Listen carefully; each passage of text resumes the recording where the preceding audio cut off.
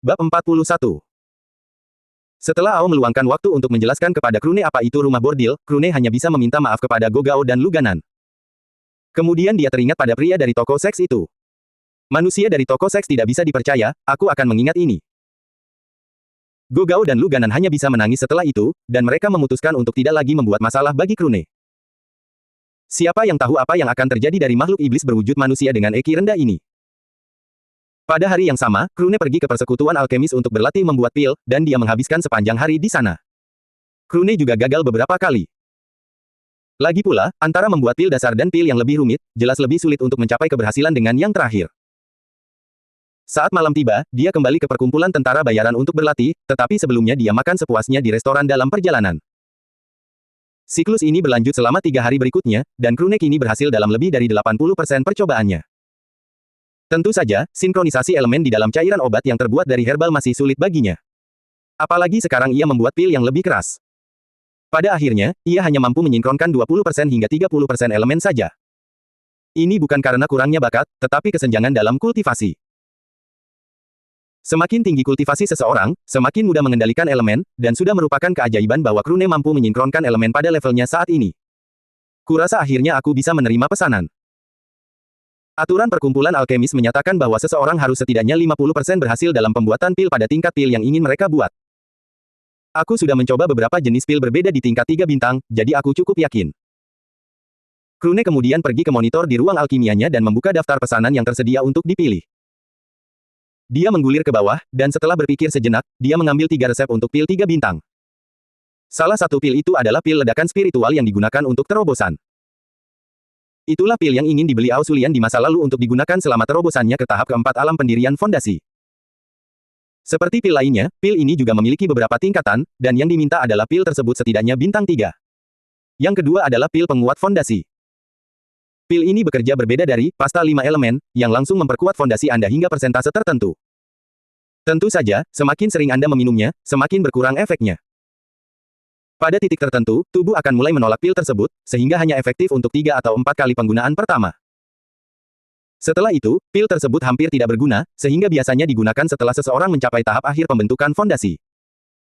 Yang ketiga bukanlah pil yang berhubungan dengan kultivasi, melainkan pil penyembuhan. Pil nektar penyembuhan 3 bintang, dan resepnya cukup rumit. Bahkan di antara pil-pil yang sulit dibuat, yang satu ini tidak mudah. Tapi Krune ingin mencoba pil ini agar dia bisa membuat beberapa untuk dibawa bersamanya di masa depan.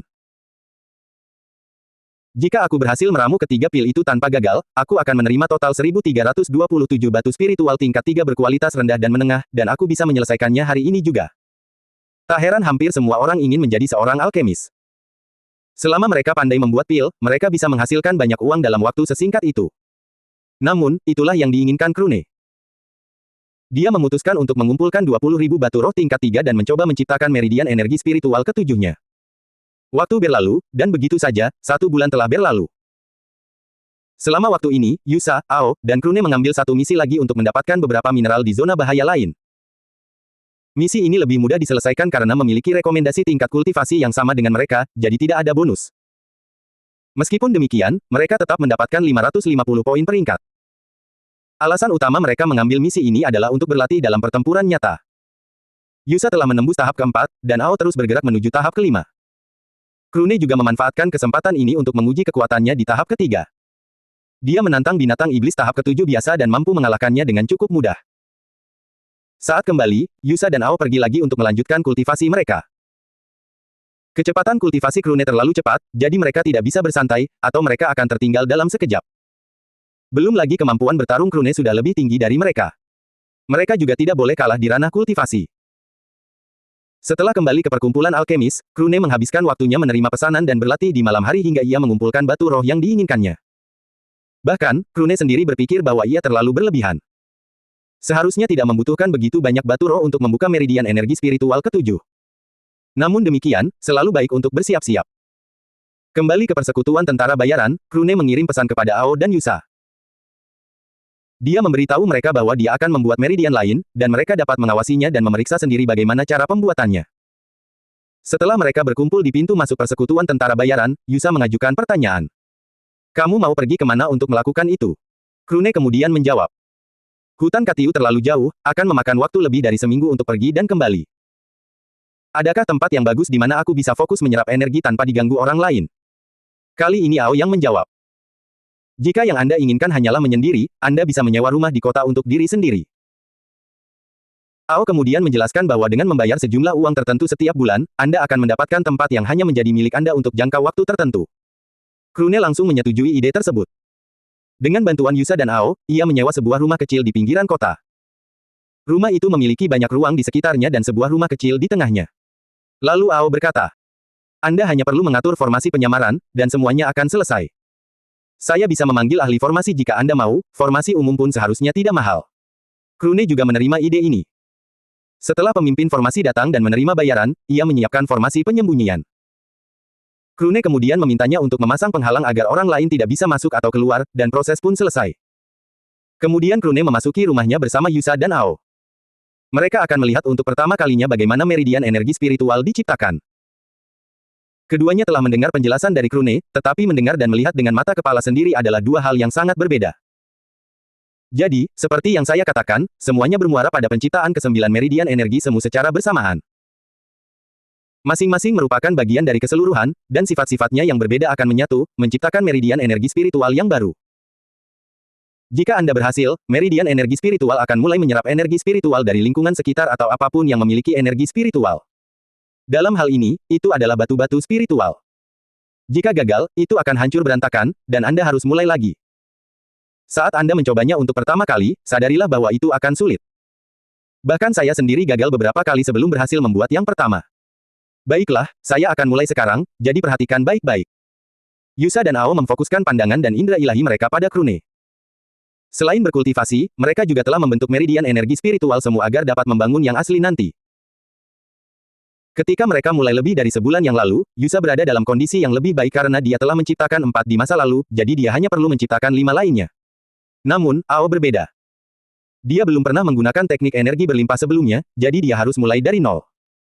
Saat ini, Yusa telah berhasil menciptakan meridian semu ke-6. Sebaliknya, Ao telah membuat 3, dan itu sudah bisa dianggap sangat cepat. Tentu saja, itu karena mereka memiliki Krune sebagai guru mereka. Jika tidak, akan membutuhkan waktu jauh lebih lama.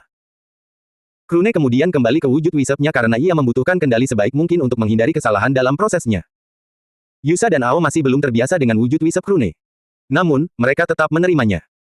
Sedikit demi sedikit, 9 meridian semu mulai muncul dan menyatu. Krune sengaja menunda pembentukan meridian energi spiritual ke-7 agar Ao dan Yusa dapat melihat lebih jelas. 1 jam kemudian, Yusa dan Ao mendengar suara klik, seolah-olah beberapa potongan puzzle menyatu. Setelah itu, Krune segera mengeluarkan ribuan batu spiritual tingkat 3.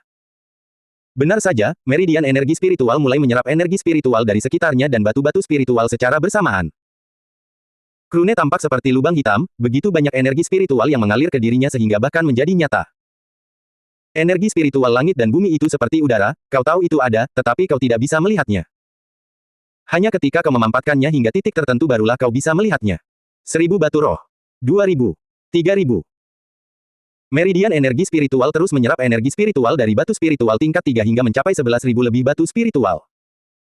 Setelah itu, meridian energi spiritual bersinar sejenak seperti meridian lainnya sebelum akhirnya meredup. Begitu saja, prosesnya akhirnya selesai. Yusa dan Ao takjub, mereka masih ragu dengan penjelasan Krune tentang meridian energi spiritual, tetapi setelah melihat ini, semua keraguan mereka lenyap seperti asap. Yang paling membuat mereka terkesan adalah betapa mahalnya benda ini. Mereka melihat bagaimana 11.000 batu spiritual tingkat 3 lenyap begitu saja. Benda ini saja bisa membuat klan kultivasi kecil bangkrut. Yusa dan Ao sekarang mengerti mengapa Krune sangat menghargai batu spiritual. Yusa hanyalah seorang yang rakus uang, dan dia sangat suka memiliki uang. Dalam kasus kultivator, batu spiritual. Tetapi meskipun Krune terlihat seperti dia, bukan karena dia menyukai batu spiritual, melainkan karena dia membutuhkan sebanyak mungkin untuk meridian-meridian gila itu. Yusa bahkan mempertimbangkan apakah dia harus melepaskan meridian energi spiritual karena harganya terlalu mahal. Sedangkan Ao, matanya berbinar-binar. Dia tidak terlalu peduli dengan uang. Namun, kehebatan meridian energi spiritual benar-benar menarik perhatiannya. Bahkan jika dia harus menghabiskan semua tabungannya, tidak apa-apa. Baginya, itu akan sangat berharga. Krune kemudian mencoba untuk berlatih dengan ke-7 meridian energi spiritualnya secara bersamaan. Seperti yang dia duga, semuanya masih dapat bekerja dengan kapasitas maksimal meskipun dia menggunakan semuanya. Krune kemudian kembali ke wujud manusianya dan menatap Yusa dan Ao. Tentu saja, dia tidak lupa mengenakan pakaiannya kembali setelah itu. Nah, kurang lebih seperti itu. Menemukan informasi tentang meridian energi spiritual itu sulit. Tapi setelah mengetahui keberadaannya, jalan ke depan menjadi jauh lebih mudah. Tentu saja, ini tergantung kemampuan finansialmu. Itulah mengapa aku menghabiskan begitu banyak waktu di persekutuan alkemis, aku butuh uang, sesederhana itu. Ao dan Yusa juga bisa mempertimbangkan untuk bergabung dengan guild saat ini. Krune tetap menjalankan rutinitas kultivasi dan pembuatan pilnya setiap hari, dan terkadang, dia akan pergi menjalankan misi bersama Ao dan Yusa. Berkat itu, posisi mereka dalam peringkat tim tentara bayaran akhirnya masuk ke 1000 besar. Namun, keduanya tidak terlalu mempedulikannya. Selama mereka memiliki poin untuk ditukar dengan barang-barang yang dibutuhkan di guild tentara bayaran, itu sudah cukup.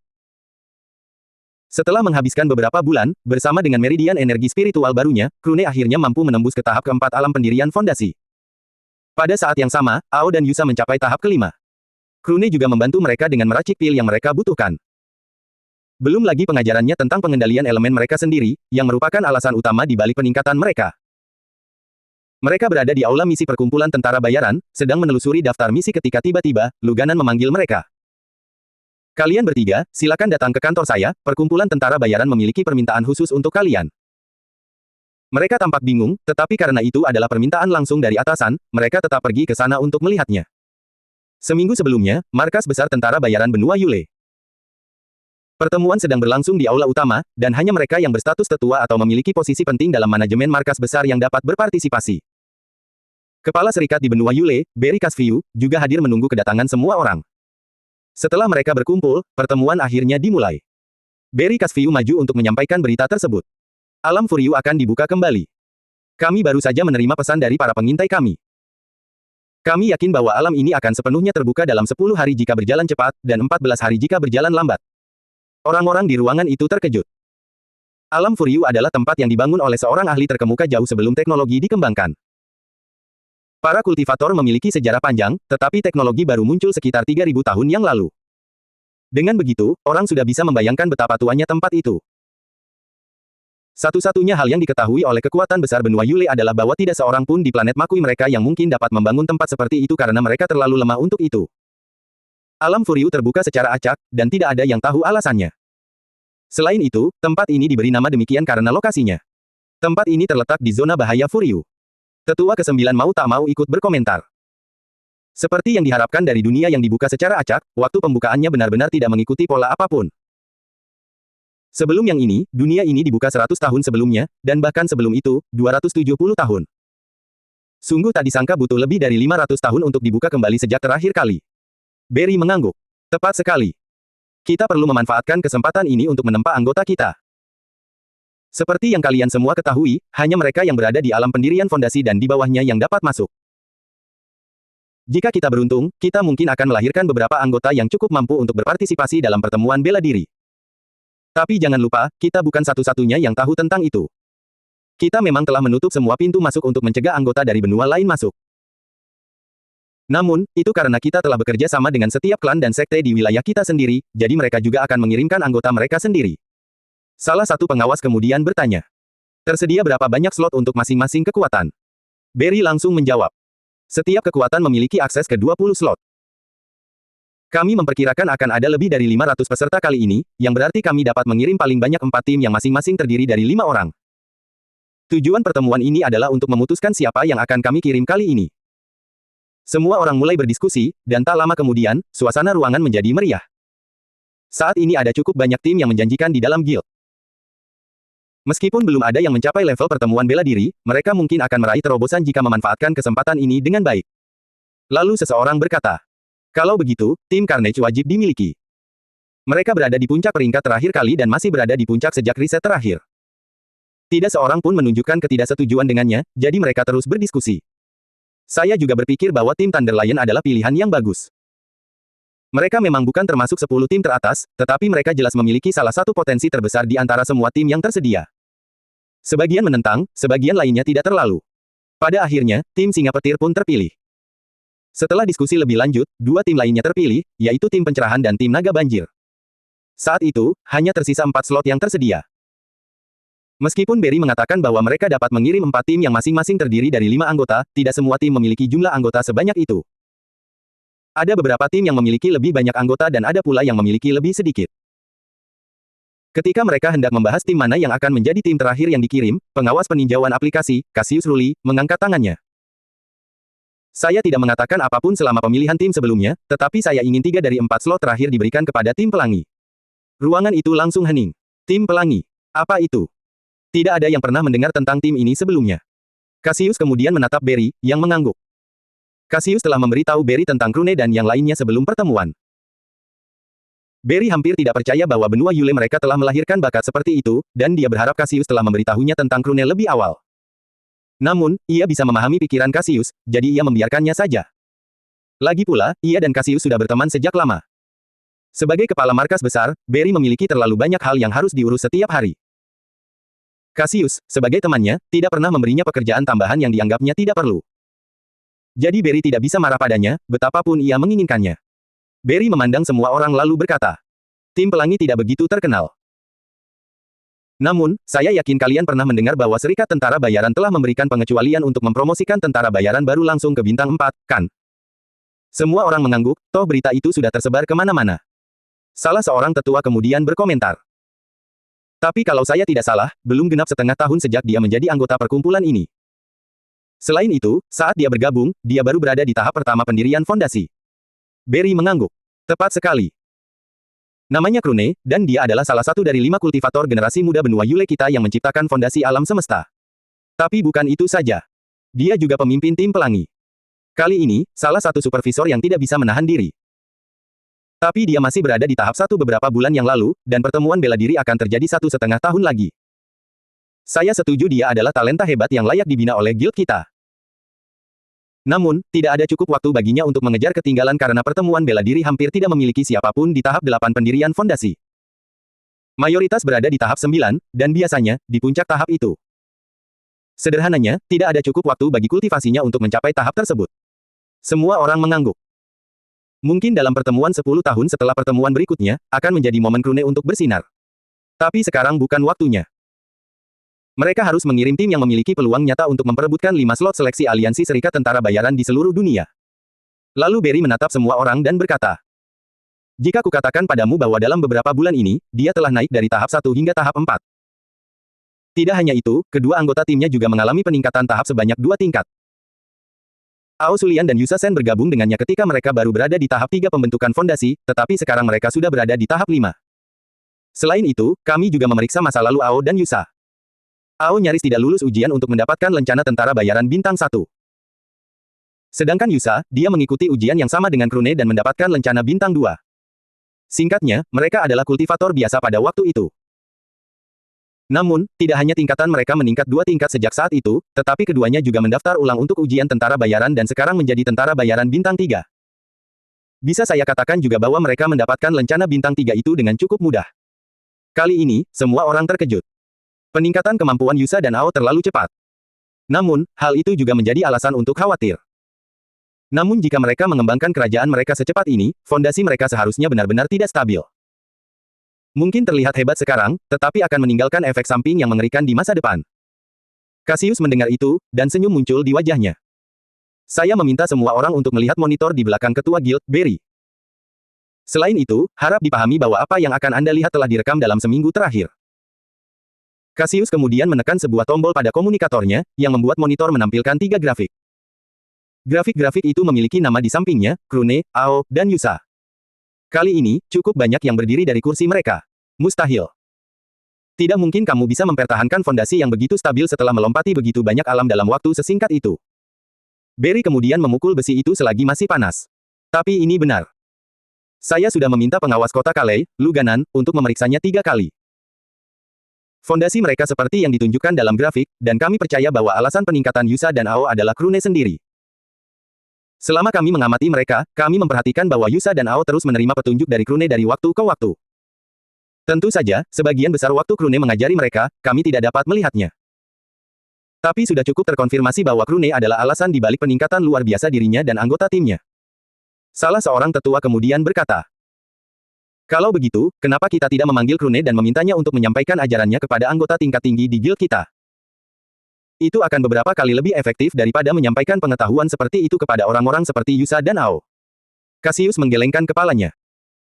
Itu tidak akan berhasil, setiap kultivator di dunia, termasuk kita, memiliki rahasia mereka sendiri. Melakukan itu berarti mengorek rahasia Krune, dan dari apa yang kita temukan, Krune sangat mementingkan hubungan. Sedangkan untuk menjadi nomor satu di dunia, persetan. Jika kita memaksakan masalah ini, dia mungkin akan meninggalkan perkumpulan tentara bayaran dan bergabung dengan kekuatan lain. Jika itu terjadi, kita hanya bisa menangis. Lalu Barry berkata, itulah mengapa menurutku kita juga harus mengirim timnya. Apa kau lupa? Dia dan anggota timnya sekarang semuanya berada di level tentara bayaran bintang 3 dan 4, dan mereka mencapai tahap keempat dan kelima dari pembentukan fondasi dalam waktu kurang dari setengah tahun. Jika Krune dan kelompoknya terus seperti itu, mereka mungkin bisa ikut serta dalam kualifikasi persekutuan tentara bayaran untuk pertemuan bela diri. Pengawas sumber daya turun tangan. Tapi mengirim mereka ke alam Furiu dengan kekuatan mereka yang sebenarnya terlalu berisiko. Apakah kalian ingat aturannya? Selama masih di dalam zona bahaya, tidak akan ada yang peduli jika ada yang terbunuh. Jika dia mati di sana, maka kita akan benar-benar kehilangan anggota masa depan yang sangat penting. Cassius dan Barry kemudian tersenyum. Ada dua alasan mengapa kita harus mengirim mereka kali ini. Pertama, dengan kecepatan kultivasi Krune, dia mungkin akan berada di alam formasi inti pada saat pertemuan bela diri berikutnya setelah ini dimulai. Karena itu, dia tidak akan bisa berpartisipasi lagi. Kedua, mengenai masalah bahaya, kita punya solusinya. Kita akan menggunakan slot terakhir untuk mengirim Sinja Afril bersama mereka untuk melindungi nyawa Krune dengan segala cara. Tetua keempat terkejut. Apakah dia setuju dengan itu? Sinja Afril belum pernah bergabung dengan tim sebelumnya, dan setahu saya dia selalu sendirian. Sebagai salah satu tentara bayaran bintang 4 spesial di Yayasan Pendirian Real, kami pernah mencoba membujuknya untuk bergabung atau membentuk timnya sendiri, tetapi dia selalu menolak. Dia juga memiliki yayasan semesta, jadi sangat disayangkan dia tidak pernah bergabung dengan jajaran tersebut. Barry baru saja berkata, tidak perlu khawatir tentang itu. Aku sudah mencapai kesepakatan dengan Sinja, dan kami sudah menandatangani perjanjian darah. Kecuali jika dia berada dalam situasi yang mengancam jiwa, dia akan melindungi nyawa Krune. Setelah mendengar itu, tidak ada yang mengatakan apapun lagi. Sinja Afril adalah seorang wanita manusia dengan tubuh yin murni. Dia berasal dari keluarga biasa tetapi mencapai posisinya saat ini dengan kekuatannya sendiri. Adapun dasar alam semestanya, seperti yang pernah dikomentari Krune di masa lalu. Bahkan ketika Anda memilih dasar yang sama dengan orang lain, mereka pasti akan berbeda karena tidak ada dasar yang identik di alam semesta ini. Karena memiliki tubuh yin murni, dia sangat cantik, tetapi pada saat yang sama, dia memiliki kepribadian yang dingin. Karena konstitusinya, rambutnya berwarna biru seperti lautan, dan seperti yang telah disebutkan sebelumnya, dia belum pernah bergabung atau membuat tim peringkat. Dia juga dianggap sebagai salah satu kultivator pendirian fondasi terkuat di benua Yule, dan ketua Guild Barry harus membayar harga yang mahal untuk membujuknya. Alasan lain mengapa dia menerima pekerjaan ini adalah karena dia ingin bertemu dengan makhluk iblis dalam wujud manusia yang juga memiliki fondasi alam semesta seperti miliknya. Dengan demikian, 20 slot dibagikan dan pertemuan pun berakhir. Kembali ke persekutuan tentara bayaran kota Kalei, Luganan menjelaskan kepada mereka semua hal yang telah diputuskan tentang alam Furiu. Sayangnya, dia tidak mendapatkan jawaban yang diharapkan. Yusa, Ao, dan Krune saling pandang dan tersenyum. Setelah itu, mereka menoleh ke arah Luganan dan berkata, kami menolak, selamat tinggal. Lalu, begitu saja, mereka pergi. Mereka bertiga sedang berjalan di jalan sementara Yusa memberikan komentar. Apa yang sebenarnya mereka pikirkan? Mengirim kita ke tempat yang begitu berbahaya, sama saja mereka menyuruh kita bunuh diri. Ao juga memberikan pujian. Ada juga hal lain tentang mengirim seseorang untuk melindungi kita, saya rasa lebih mungkin orang ini dikirim untuk memata-matai kita. Lagi pula, kita telah berkembang terlalu cepat, dan itu mungkin telah menimbulkan beberapa kekhawatiran. Krune menyetujui sudut pandang mereka. Mereka bilang ini kesempatan besar, dan aku percaya mereka tidak berbohong. Dari apa yang kita dengar dari alam, Furiu, ini, keberuntungan besar menanti kita. Tapi, apakah mereka pikir kita membutuhkannya saat ini? Kecepatan kultivasi kita sudah cukup baik. Jika kita membutuhkan sesuatu, kita bisa melakukan beberapa misi dan membelinya langsung. Pengalaman tempur. Kita selalu menghadapi pertarungan sendiri setiap kali memasuki zona bahaya untuk menyelesaikan misi, jadi kita sudah punya banyak. Krune mungkin sedang terburu-buru untuk meningkatkan kultivasinya. Namun, dia belum putus asa sampai rela mengorbankan nyawanya. Apalagi, jika yang dalam bahaya bukanlah dirinya tetapi teman-temannya, apakah itu berarti, pelindung itu tidak akan berbuat apapun untuk membantu? Persetan. Yusa mengangguk. Tapi aku masih penasaran, siapa sebenarnya yang akan mereka kirim untuk bergabung dengan tim kita pada akhirnya? Karena mereka bilang orang ini mampu melindungi Krune dari sebagian besar situasi berbahaya, pasti orang yang sangat kuat. Biasanya, orang seperti itu sudah memiliki tim, jadi mengapa mereka meninggalkannya untuk bergabung dengan kita? Selain untuk memata-matai, aku tidak bisa memikirkan alasan lain. Mereka terus mengobrol sampai tiba di restoran. Kembali ke perkumpulan tentara bayaran, Lu Ganan masih memasang wajah kosong, dan otaknya benar-benar berhenti bekerja. Baru 5 menit kemudian dia tersadar kembali. Mereka pasti bercanda. Apa mereka tahu seberapa besar upaya yang dilakukan markas besar untuk mengumpulkan mereka ke alam Furyu? Tidak, tunggu. Bagaimana aku akan melaporkan ini sejak awal? Serikat Tentara Bayaran tidak pernah memaksa anggotanya untuk mengambil misi apapun karena ada beberapa kekuatan besar lainnya di benua Yule. Tindakan ini dilakukan untuk mencegah anggota mereka sendiri memihak pihak lain. Namun, tidak ada tim tentara bayaran yang akan berpikir untuk menolak kesempatan seperti itu. Ini sungguh luar biasa. Lu Ganan kemudian menghubungi markas besar dan menyampaikan kabar tersebut. Di kantor ketua guild, Berry dan Cassius sedang memandang ke atap. Bagaimana mungkin mereka mengharapkan tim Krune untuk menolak? Itu tidak logis. Cassius menatap Berry dan menghela napas. Jadi, bagaimana sekarang? Kita tidak bisa memaksa mereka karena itu hanya akan membuat mereka takut dan pergi. Belum lagi, persekutuan alkemis akan senang mendengar bahwa Krune meninggalkan persekutuan dan pasti akan mengulurkan tangan perdamaian kepadanya. Berry tersenyum getir. Apa sebenarnya yang bisa kita lakukan? Apakah kau melihat alasan yang mereka berikan? Mereka mengatakan bahwa mereka sudah berkembang cukup cepat dan tidak perlu mengambil risiko tambahan. Adapun pengalaman tempur, mereka mendapatkannya dari misi. Tapi itu bukan poin utamanya, Shinja Avril lah yang terpenting. Cassius menatap Berry dengan bingung. Mengapa Shinja Avril menjadi masalah? Karena tidak ada lagi alam Furyu untuk tim Krune, maka dia pada dasarnya bebas melakukan apapun yang dia inginkan. Dia tahu bahwa Berry akan menjelaskan, jadi dia hanya menunggu. Berry kemudian menghela napas juga dan berkata, kontrak darahnya adalah masalah utama, di dalamnya dinyatakan bahwa dia harus tetap berada di sisi Krune dan melindunginya sampai alam Furyu tertutup kembali. Tetapi tidak ada yang menyebutkan apa yang akan kita lakukan jika dia menolak, jadi saya yakin Anda sudah mengerti. Cassius ternganga. Bukankah itu berarti dia harus melindunginya sampai alam itu tertutup, terlepas apakah dia masuk atau tidak? Begitu ya. Dia mungkin akan berpikir bahwa ini adalah jebakan yang kita buat untuk memaksanya bergabung dengan tim. Biasanya, kita juga tidak tahu berapa lama waktu yang dibutuhkan alam Furyu untuk tertutup. Yang kita tahu hanyalah bahwa itu tidak akan lebih dari 6 bulan, atau setidaknya, itu adalah waktu terlama alam itu tetap terbuka menurut catatan. Kemudian Berry berkata, bukan hanya itu. Shinja juga ingin memasuki tempat itu, dan dia ingin mencari kesempatan untuk menembus alam formasi inti. Tetapi jika Krune tidak masuk, dia juga tidak akan bisa masuk, jadi aku khawatir dia akan menimbulkan masalah bagi tim Krune, yang juga akan membuat Krune takut dan pergi. Cassius lalu berpikir, kenapa kamu tidak memberitahu tim Krune tentang itu saja? Setidaknya mereka akan mengerti bahwa itu bukan disengaja. Berry menggelengkan kepalanya. Aku tidak bisa, karena salah satu syarat dalam kontrak adalah kami tidak boleh memberitahu tim Krune tentang hal itu. Shinja ingin mencegah situasi di mana Krune akan mencari kematian sendirian hanya karena dia terikat oleh kontrak. Cassius mendengar itu dan tersenyum getir.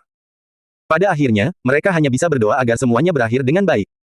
Kelompok Krune sedang makan siang di restoran. Setelah Krune belajar memasak, mereka terbiasa menikmati makanan enak bahkan saat menjalankan misi. Saat berada di kota, mereka juga sesekali pergi ke restoran. Sedangkan saat mereka berada di luar, Krune bertanggung jawab atas makanan mereka.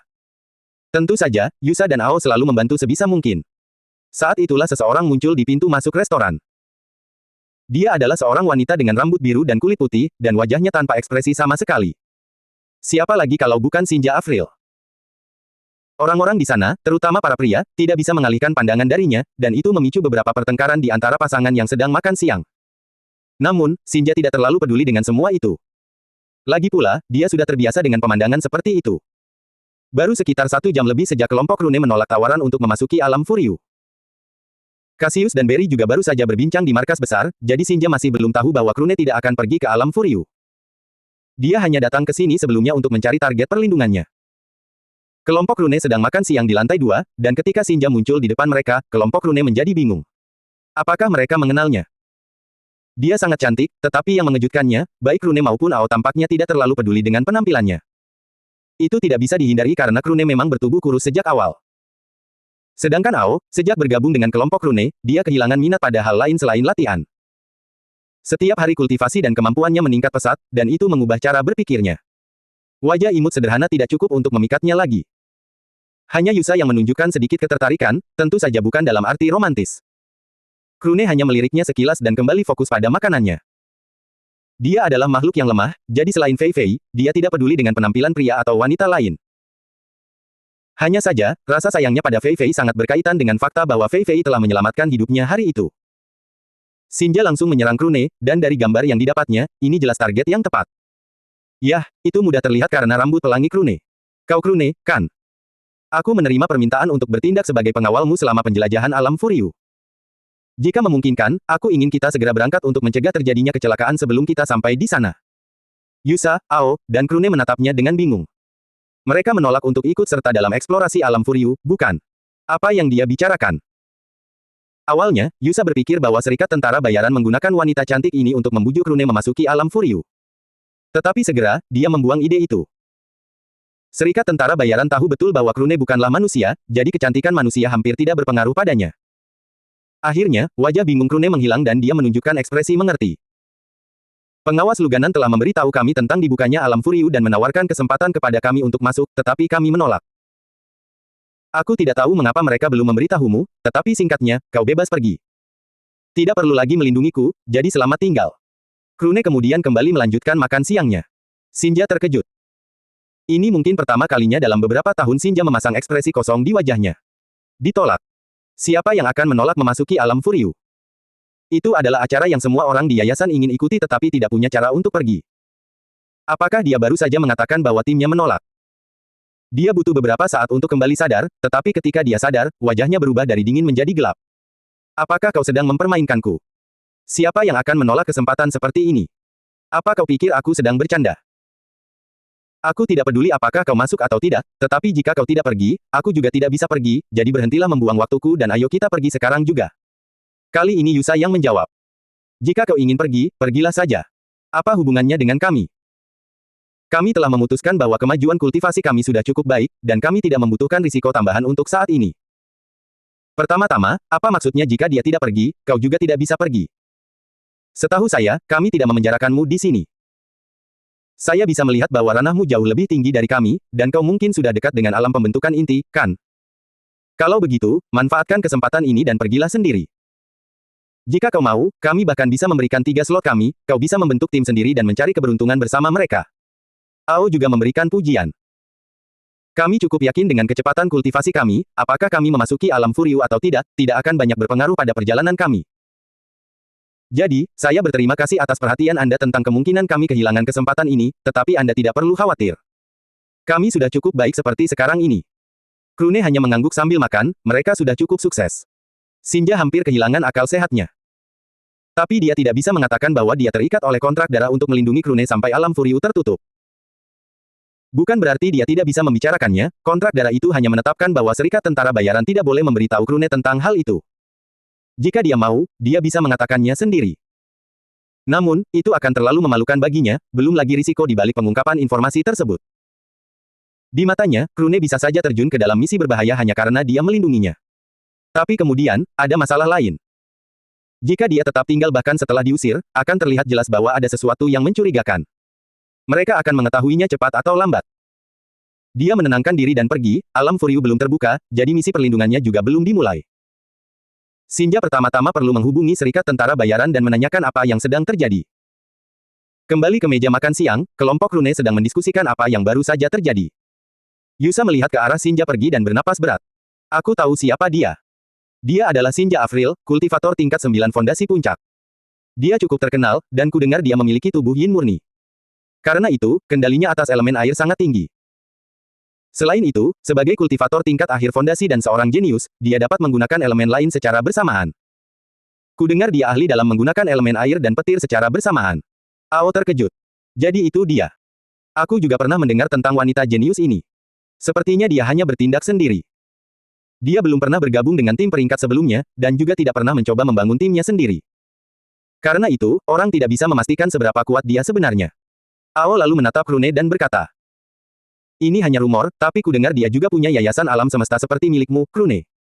Krune meletakkan sendoknya dan berkata, ini bukan rumor, saya yakin dia juga memiliki fondasi alam semesta. Saya tidak tahu mengapa, tetapi saya bisa merasakannya, dan saya yakin dia juga bisa merasakannya. Krune sebenarnya sama terkejutnya dengan Ao dan Yusa. Dia tidak menyangka akan menemukan fondasi alam semesta lain secepat ini. Dia selalu menggunakan fondasi alam semestanya sebagai alasan untuk banyak hal, dan kemunculan Xinja mungkin akan menimbulkan masalah baginya karena hal itu. Untungnya, dia sudah pergi. Lupakan saja, karena dia sudah mengerti bahwa kita tidak akan pergi ke alam Furiu, dia akan pergi begitu saja. Kita sebaiknya fokus pada misi kita selanjutnya di zona bahaya Raski. Aku merencanakan tantangan yang lebih besar selain menyelesaikan misi. Kali ini kita harus mengalahkan setidaknya satu monster pendirian fondasi tahap ke-8. Ini akan sulit, dan kematian juga merupakan pilihan. Namun, setidaknya ini tidak segila masalah alam Furiu ini, jadi kalian berdua sebaiknya bersiap-siap untuk itu. Ao dan Yusa mengangguk. Mereka tahu bahwa meskipun alam Furiu mungkin juga akan membawa beberapa situasi berbahaya, pada akhirnya, hal yang paling berbahaya adalah kelompok lain atau bahkan mungkin keserakahan pelindung mereka sendiri, Xinja Avril. Jadi, mereka lebih memilih untuk mendapatkan pengalaman tempur dengan cara mereka sendiri. Kembali ke markas Serikat Tentara Bayaran, Lu Ganan memasang ekspresi muram. Di depannya ada seorang gadis cantik berambut biru, tetapi dia sama sekali tidak merasa senang karenanya. Uhuk. Ada yang bisa saya bantu hari ini, Nona Xinja? Aura dingin mulai menyebar dari Xinja, dan wajahnya semakin gelap saat menatap Lu Ganan. Kau bilang kau ingin membantuku. Lu Ganan hampir menangis. Markas besar meninggalkan Xinja untuk dia tangani, atau lebih tepatnya, dia adalah korban untuk hari itu. Ya Tuhan. Mengapa kalian melupakan aku? Akhir-akhir ini, Krune merasa murung, dan seolah-olah ia mendapat bayangan baru. Hanya saja bayangan ini memiliki wajah yang sangat dingin, belum lagi rambut birunya. Bayangan ini mengikutinya kemana-mana, dan yang membuat Krune semakin sedih adalah kenyataan bahwa ketika mereka berjalan di jalanan, sosok seperti bayangan ini menarik perhatian semua orang di sekitarnya. Yang terburuk, ia bisa melihat kebencian di mata laki-laki, khususnya. Kehidupanku yang tenang, setelah beberapa bulan tanpa menimbulkan masalah, semua orang akhirnya mulai mengalihkan perhatian ke hal lain dan membiarkanku sendirian. Tapi kemudian, entah dari mana, magnet perhatian menempel padaku. Apa yang telah kulakukan sehingga pantas mendapatkannya? Ini kutukan. Pasti. Kutukan yang ditujukan kepada ras Wisep. Krune bukan satu-satunya yang kesal, Yusa juga sangat marah. Dia ingin mencoba kemampuannya di zona bahaya Raski, tetapi pada akhirnya, mereka harus membatalkan misi tersebut. Untungnya, mereka belum mendaftar untuk misi itu saat itu. Krune juga memperhatikan bahwa Yusa lebih marah dari biasanya. Meskipun Krune juga merasa kesal, dia bisa merasakan bahwa Yusa sedikit berbeda darinya. Saya masih kurang pengetahuan tentang kemanusiaan, saya akan melakukan riset nanti. Setelah itu, dia kembali melanjutkan aktivitasnya. Saat itu malam hari, dan Krune kembali ke rumah kecilnya. Melalui alat komunikasinya, dia, Yusa, dan Ao sedang mendiskusikan situasi sebenarnya. Yusa tampak masih kesal, tetapi dia tetap berbicara. Dia juga kembali ke perkumpulan tentara bayaran untuk menanyai Lu Ganan. Jadi, pengawas Lu mengatakan bahwa misinya adalah melindungimu sampai akhir penjelajahan alam Furiu. Tetapi karena kita tidak masuk, dia harus melindungimu saat berada di luar. Jangka waktu akhirnya juga adalah akhir penjelajahan alam Furiu. Meskipun Lu Ganan tidak mengatakannya, aku percaya bahwa dia terikat oleh kontrak darah untuk terus melindungimu sampai saat itu. Ao setuju dengan Yusa. Itulah satu-satunya penjelasan yang mungkin. Karena kita tidak memasuki alam Furiu, dia tidak punya alasan untuk tinggal di sini. Sejauh yang saya lihat, kita punya dua pilihan. Pertama, kita menunggu alam Furiu tertutup, dan kemudian dia akan pergi dengan sendirinya. Atau kedua, kita menawarkan kontrak darah kepadanya dan membawanya bersama kita. Yusa lalu berkata. Kurasa dia bukan tipe orang yang mudah menerima perjanjian darah. Ini lebih berkaitan dengan harga dirinya, seperti tidak mau turun ke level kita atau semacamnya. Lalu Krune berkata. Kalau begitu, mari kita tunggu. Kita toh tidak akan mati hanya karena tinggal di sini selama 1 atau 2 bulan. Kita bisa berlatih perlahan dan menggunakan arena ini untuk melatih keterampilan kita dengan formasi penyembunyian yang diaktifkan. Ini tidak akan sebaik pertempuran sungguhan, tetapi dapat membantu kita memoles teknik kita sebelum kita pergi lagi nanti. Yusa dan Ao mengangguk. Mereka tahu bahwa Krune adalah makhluk halus, dan dia tidak punya banyak waktu untuk menunggu seperti mereka. Namun, jika dia memutuskan untuk tinggal, maka mereka akan menemaninya. Lagi pula, aku bisa menghabiskan lebih banyak waktu meracik pil, dan kali ini aku bisa membuat banyak batu spiritual. Siapa tahu, mungkin aku bisa mendapatkan cukup banyak untuk menciptakan meridian energi spiritual ke-8ku. Lalu dia tertawa terbahak-bahak. Yusa, yang sejak awal sudah tidak senang, mengutuknya sampai dia mati rasa. Dia seperti kucing yang ekornya diinjak. Ao mengakhiri panggilan telepon pada suatu saat, jadi Krune adalah satu-satunya yang menderita pada akhirnya. Setelah semuanya berakhir, Krune tak kuasa menahan napas. Pasti ada yang tidak beres dengannya, dan sebaiknya aku menyelidiki ini sekarang. Hari-hari berlalu, dan Yusa kembali normal, yang sangat melegakan Krune. Dia telah mengetahui dari internet bahwa wanita manusia memiliki hari-hari tertentu dalam sebulan di mana mereka sering menjadi lebih sentimental. Hal itu berkaitan dengan fungsi tubuh dan sistem reproduksi mereka, dan bahkan kultivator wanita pun tidak terkecuali. Dia berencana untuk sedikit menghiburnya, tetapi pada akhirnya, dia kembali tenang, jadi dia tidak perlu menjelaskannya. Di sisi lain, Shinja Avril semakin marah setiap harinya. Tentu saja, itu tidak ada hubungannya dengan apa yang dialami Yusa. Hanya saja, sesekali dia menerima kabar dari orang-orang di alam Furyu. Beberapa dari mereka bahkan mampu menembus alam formasi inti. Shinja mungkin selalu bersikap dingin, tetapi dia juga memiliki perasaan, dan saat ini, dia merasa ingin membunuh makhluk halus tertentu yang dipenjara di kota ini. Namun, Krune tidak menyadarinya. Baginya, Shinja tampak sedingin saat pertama kali mereka bertemu, jadi dia melanjutkan aktivitas sehari-harinya seolah-olah tidak terjadi apa-apa. Hari ini dia akan berlatih bertarung di arena. Dia juga akan berlatih bertarung dengan Yusa dan Ao untuk melihat apakah ada yang salah dengan pengendalian elemen mereka. Belum lagi dia bisa menguji kemampuannya sendiri. Tentu saja, mereka akan memilih opsi bersembunyi di arena. Untungnya, Shinja tidak tertarik dengan latihan bertarung mereka, jadi dia hanya menunggu di luar. Krune maju dan berkata, "Baiklah, kalian berdua. Serang aku bersama-sama. Dengan kendali kalian atas elemen dan kerjasama, kalian seharusnya cukup kuat untuk menandingiku saat aku dalam wujud manusia. Ini juga akan membantuku menemukan area yang perlu ditingkatkan untuk kalian dan diriku sendiri. Selain itu, aku akan serius di sini, jadi kalian sebaiknya bersiap-siap." Yusa dan Ao mengangguk. Yusa kemudian berkata sambil tersenyum cerah. "Adikku yang imut, Krune, tidak perlu khawatir, aku telah menguasai Myriad Water Dragons, dan kau adalah target terbaik yang pernah kuharapkan." Untuk sesaat, Krune merasa bahwa mungkin bukan ide yang bagus untuk memiliki 2 lawan 1. Ao juga sangat bersemangat. Yusa mungkin memiliki naga air tak berukir miliknya, tetapi aku juga memiliki kemampuan baru. Hanya saja aku belum menguasainya dengan baik saat ini, jadi sebaiknya kau berhati-hati. Kau mungkin pernah melihat ini di ruang penjualan tentara bayaran, dan cukup mahal untuk membeli buku panduannya. Namanya pedang vakum, dengan menebas angin di sekitarku menggunakan ki pedang, aku dapat menciptakan vakum yang sangat meningkatkan kecepatanku. Krune kemudian menarik napas dalam-dalam. Baiklah, mari kita lakukan. Koordinasi Ao dan Yusa dalam beberapa bulan terakhir benar-benar meningkat pesat. Yusa mampu menggunakan Myriad Water Dragons untuk menangkis serangan Ao meskipun Ao belum sepenuhnya menguasai pedang vakum. Belum lagi pedang vakumnya juga meningkatkan kecepatan naga air tersebut. Krune kesulitan menghindari serangan, dan ketika dialah yang menyerang, baik Yusa maupun Ao tidak terlalu kesulitan menghadapinya. Kerangka air Yusa membuat pedang angin berkobar miliknya meleset darinya. Pada saat yang sama, pedang vakum Ao menghilangkan udara di sekitarnya. Jadi ketika pedang angin berkobar memasuki jangkauannya, mereka kehilangan banyak kekuatan serangannya karena tidak memiliki oksigen untuk dibakar. Tentu saja, pedang angin berkobar itu diciptakan dari energi spiritual, jadi hanya kehilangan kekuatan dari api biasa, api spiritualnya tetap menyala. Shinja Avril dapat mendengar ledakan yang berasal dari arena. Meskipun dia tidak dapat melihatnya, dia kurang lebih dapat memperkirakan kekuatannya. Tahap ke-6 dari pembentukan fondasi. Tak kusangka aku harus tetap di sini dan mengamati kultivator tingkat ini. Apa yang dipikirkan ketua guild ketika mereka memutuskan untuk mengirim kelompok Krune ke alam Furyu? Pada titik ini, aku mungkin sudah menemukan kesempatan untuk menembus alam pembentukan inti. Kemudian dia memutuskan untuk berhenti memikirkan hal itu sebelum dia kehilangan kewarasannya. Yang tidak dia ketahui adalah meskipun kelompok Krune menjalani pelatihan dengan serius, mereka masih jauh dari menggunakan kekuatan sebenarnya. Mereka tidak ingin menyebabkan cedera serius, jadi hal-hal seperti pertempuran habis-habisan dapat menunggu sampai mereka pergi ke zona bahaya. Yang mereka lakukan adalah melatih koordinasi dan memeriksa apa yang salah dalam manipulasi elemen mereka. Hari berlalu, dan ketika sudah tengah hari, mereka berhenti untuk makan siang. Yusa dan Ao telah tersesat, jadi sekarang mereka juga tidak bisa hidup tanpa makan enak di waktu-waktu tertentu, sama seperti Krune. Kali ini, dia membawa mereka ke rumahnya, di mana dia memasak sendiri. Krune juga sudah cukup mahir dalam keterampilan memasaknya. Mungkin itu tidak banyak berguna untuk kultivasi, tetapi itu adalah salah satu dari sedikit hal yang membuatnya bahagia.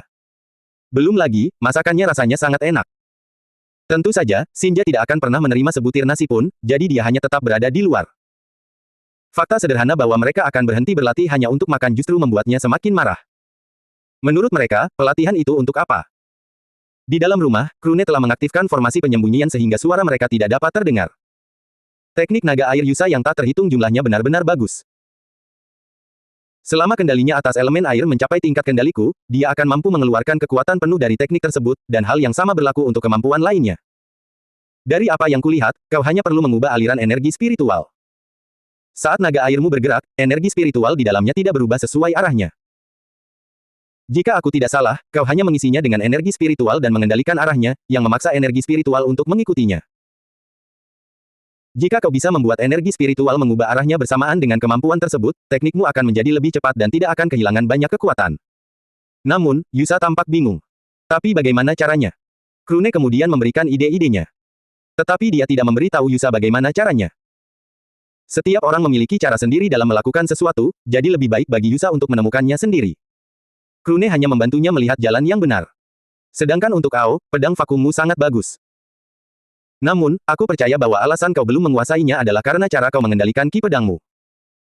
Ao bahkan lebih bingung daripada Yusa sebelumnya, tetapi dia menunggu Krune melanjutkan. Pisau vakum adalah jurus tipe angin, dan jurus ini menggunakan kendali atas elemen angin untuk menyingkirkan udara di sekitarmu. Tapi udara juga merupakan bagian dari angin. Dengan menghilangkan semuanya, kau juga membatasi kendalimu atas elemen angin, atau setidaknya itulah yang kurasakan saat melihatmu. Hari ini adalah pertama kalinya aku melihat jurus pisau vakum. Namun, aku tetap percaya bahwa sebagai pengguna elemen angin, kekuatanmu terletak pada elemen angin itu sendiri. Dengan menyingkirkan semua udara di sekitarmu, kau justru merugikan dirimu sendiri. Ao sepertinya mengerti. Apakah ini berarti keahlian ini tidak cocok untukku? Krune menggelengkan kepalanya. Belum tentu. Jika saya tidak salah, ruang hampa di sekitar Anda terbentuk karena ki pedang elemen angin, yang dapat ditembakkan dari mana saja di sekitar tubuh Anda, benar? Ao mengangguk. Itulah prasyarat untuk pedang vakum. Pengguna harus mampu menggunakan ki pedang dengan fokus pada elemen angin. Ada beberapa jenis ki pedang, dan Ao Sulian jelas menggunakan yang elemen angin. Ki pedang elemen mempertimbangkan pemahaman pengguna tentang elemen spesifik ditambah pengetahuannya tentang pedang. Namun, itu bukanlah sesuatu yang mudah diciptakan. Untungnya, Ao adalah seorang maniak pedang, jadi persepsinya tentang pedang sudah sangat tinggi bahkan sebelum dia mengenal Krune. Adapun elemen angin, dengan Krune di sisinya, akan menjadi lelucon jika dia tidak bisa menguasainya. Ini hanya tebakan, tetapi ketika Anda menggunakan ki pedang di sekitar tubuh Anda untuk menciptakan area vakum, Anda menghilangkan kontak apapun dengan angin sungguhan. Tetapi bagaimana jika Anda hanya mulai menghilangkan angin, katakanlah, 10 cm dari tubuh Anda? Angin yang tetap berada di dalam akan terperangkap oleh pedang vakum. Anda kemudian dapat menggunakannya untuk meningkatkan kekuatan semua kemampuan Anda sambil mempertahankan keterampilan pedang vakum tetap aktif untuk mempercepatnya. Tentu saja, udara yang tetap berada di dalam masih akan sedikit menghambat kecepatan Anda, tetapi keuntungannya seharusnya melebihi kerugiannya. Mata Ao berbinar-binar. Dia tidak pernah menyangka akan menggunakan pedang vakum seperti itu. Tentu saja, dia juga tahu bahwa itu pasti sangat sulit. Krune kemudian memberikan beberapa ide tentang cara berlatih untuk mencapai efek tersebut. Namun, Krune mengingatkan Ao bahwa pada akhirnya, itu semua hanyalah tebakan. Hanya dengan melihat produk akhir, mereka berdua dapat mengetahui apakah itu layak dicoba atau tidak. Hari-hari berlalu, dan akhirnya, 1 bulan pun berlalu. Sayangnya, alam Furiu masih terbuka, yang sangat membuat Shinja tidak senang. Ya, dia iri pada para kultivator dan binatang iblis di dalamnya karena bahaya tempat itu tidak membuatnya takut. Kelompok Krune masih bersikap dingin padanya.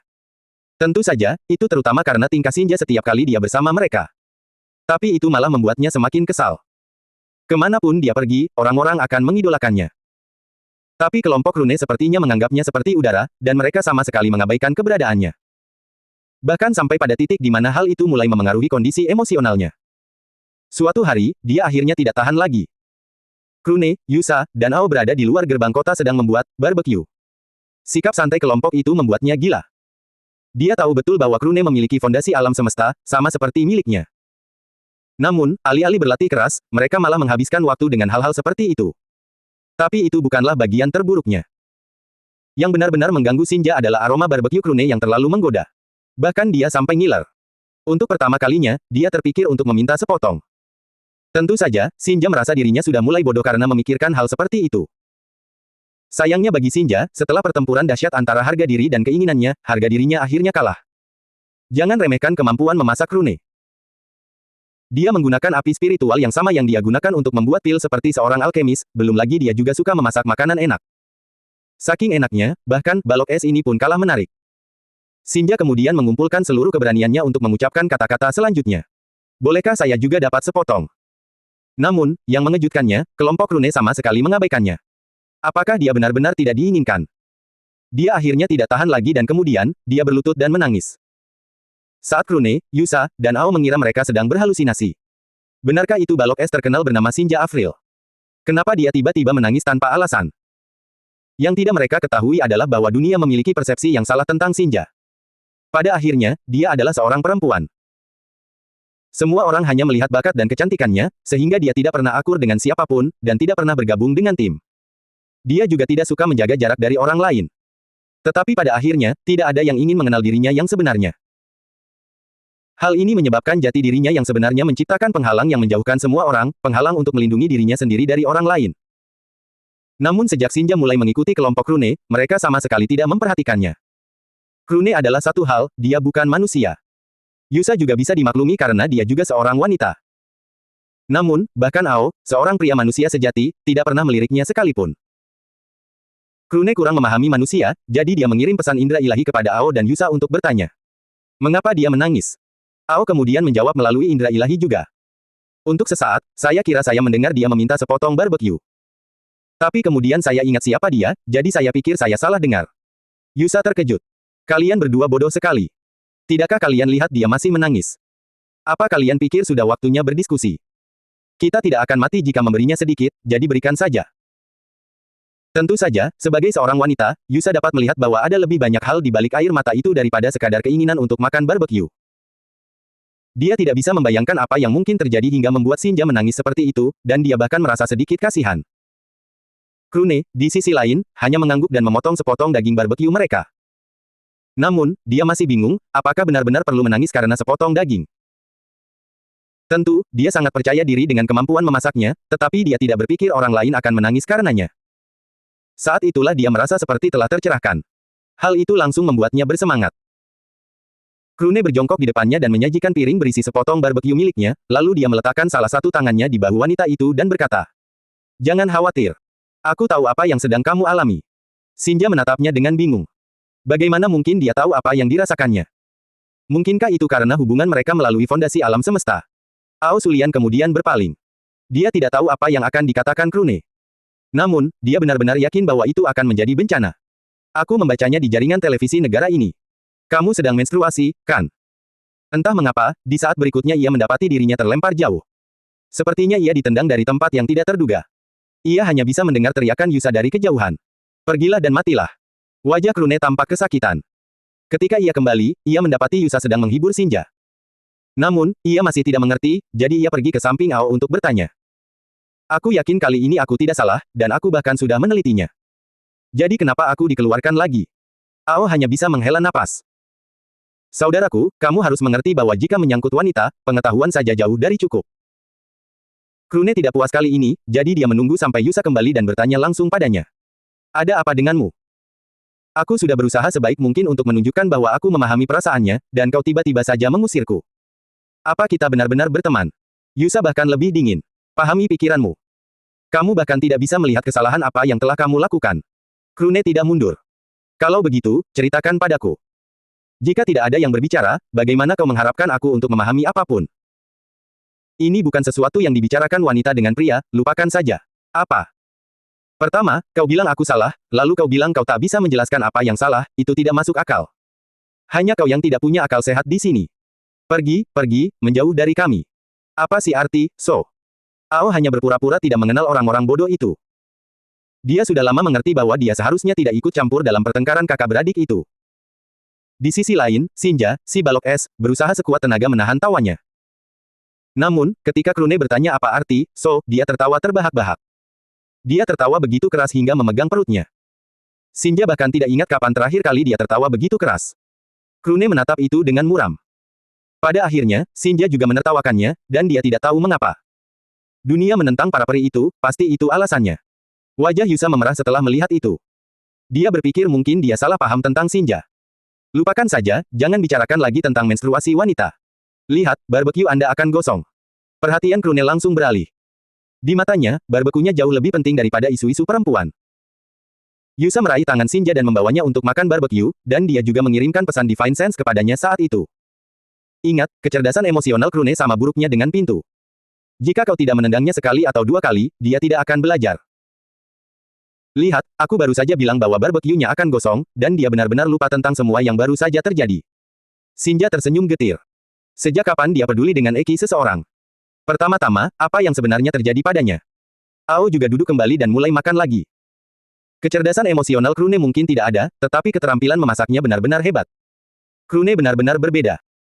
Saat mereka selesai makan, dia sudah berhenti peduli siapa yang benar atau siapa yang salah.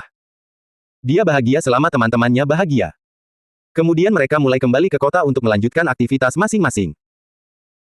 Ao kembali ke Guild Tentara Bayaran untuk menggunakan ruang latihan mereka sementara Yusa pergi ke pasar untuk membeli beberapa barang yang dibutuhkannya. Selain itu, Krune harus meracik pilnya di Guild Alkemis. Dalam perjalanan pulang, mereka membicarakan hal-hal sepele seperti yang selalu mereka lakukan setelah makan siang. Di sisi lain, Shinja merasa sedikit tidak nyaman. Yusa tidak melepaskan tangannya, jadi dia kurang lebih terpaksa tetap bersama mereka. Terkadang percakapan diarahkan padanya, tetapi dia tidak bisa mengatakan lebih dari beberapa kata sederhana. Namun, kelompok Krune tampaknya tidak peduli. Tampaknya keanehan Krune sudah mulai memengaruhi Yusa dan Ao.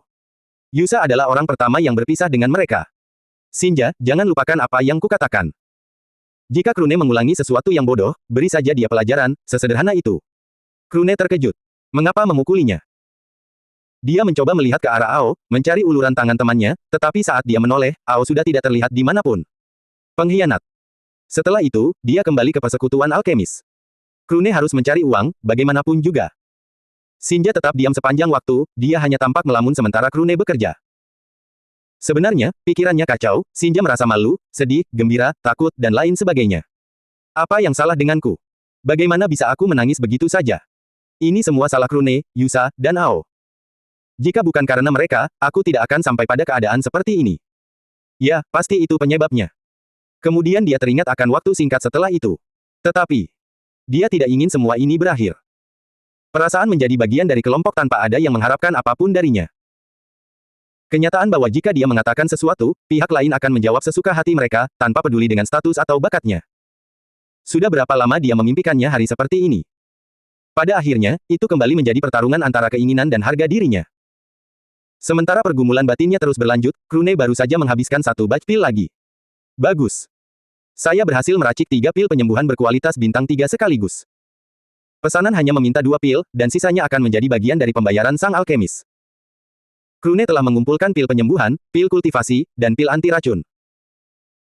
Dia ingin bersiap jika dibutuhkan, jadi dia selalu memberikan yang terbaik selama proses pembuatan ramuan untuk menghasilkan lebih banyak pil daripada yang dipesan pelanggan. Dengan begitu, dia bisa mengambil pil tambahan untuk dirinya sendiri tanpa membayar sepeser pun batu spiritual.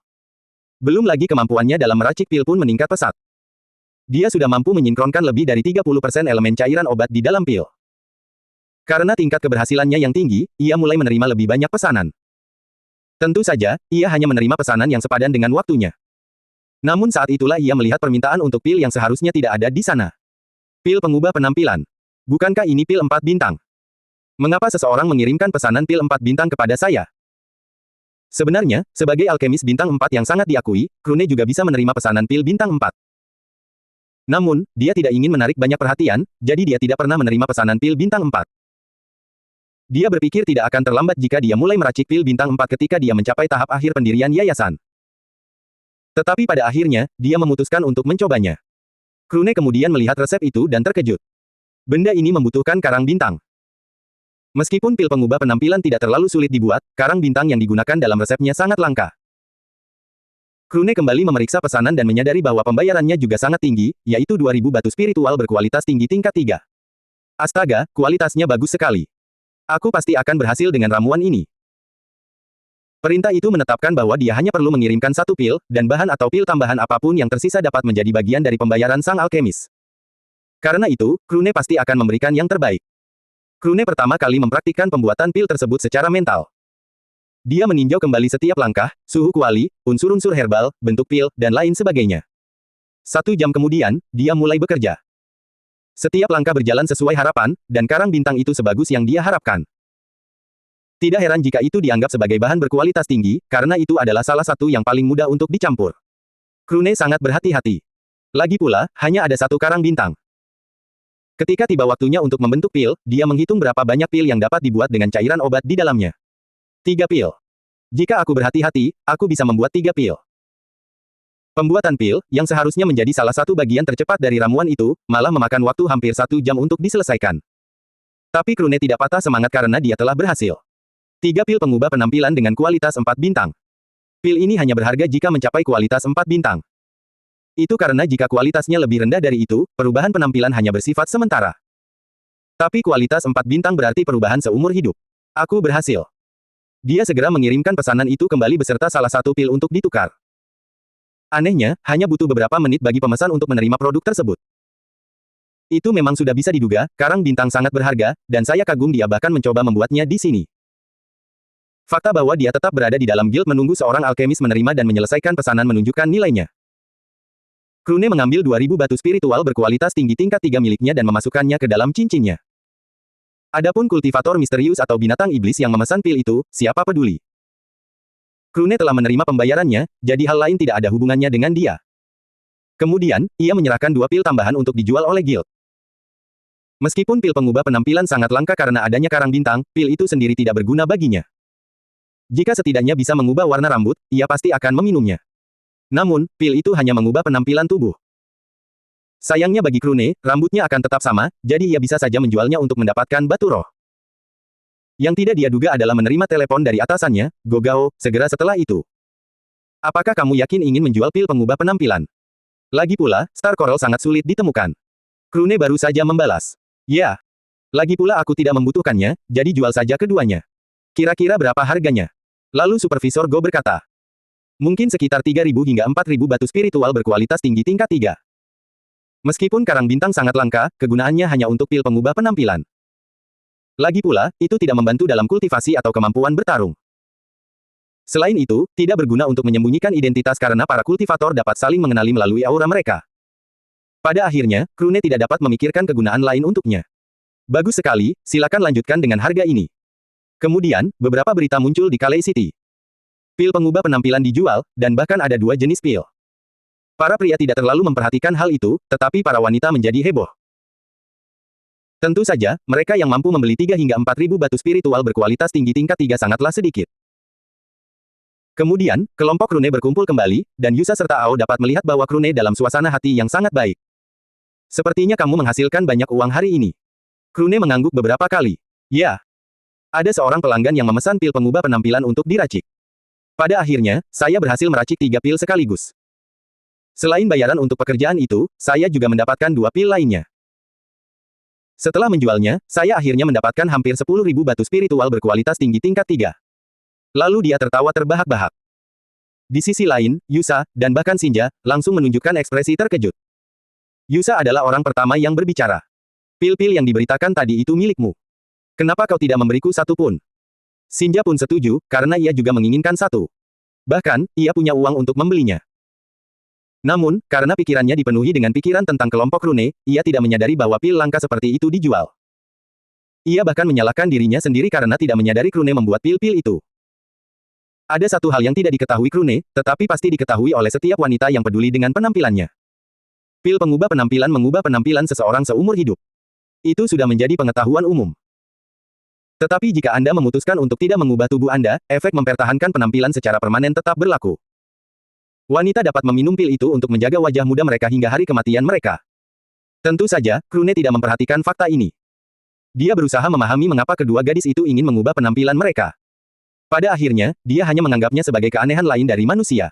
Bersambung.